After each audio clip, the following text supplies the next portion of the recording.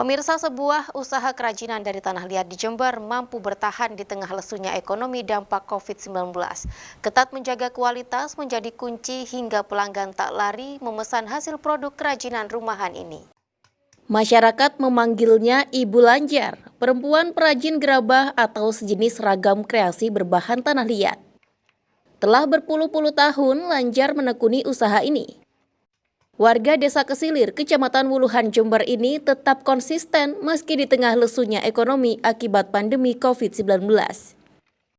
Tak ada halangan bagi Anjar untuk membuat beragam karya kerajinan tangan dari bahan tanah liat. Mulai dari vas bunga, cobek, celengan, kendi, dan berbagai kerajinan lainnya. Intinya semua bahan berasal dari tanah liat. Per hari Anjar bisa mencetak sekitar 40 kerajinan. Pembakaran dilakukan 15 hari untuk cuaca normal, sedangkan cuaca tidak normal bisa mencapai 1 bulan.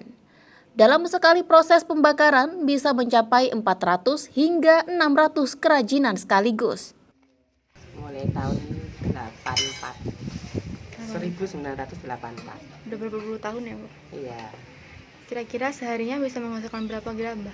Ya, sekitar 30 sampai 40. Gerabah apa aja yang Bapak Ibu buat?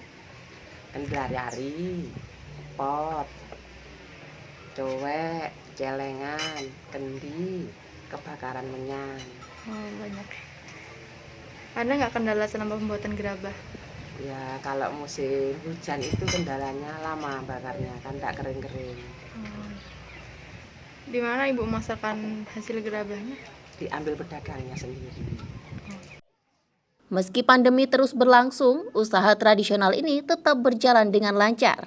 Dan Lanjar tetap menjaga kualitas produk agar tetap dipercaya customer atau pelanggan. Alhasil, para pelanggannya mampu bertahan hingga saat ini.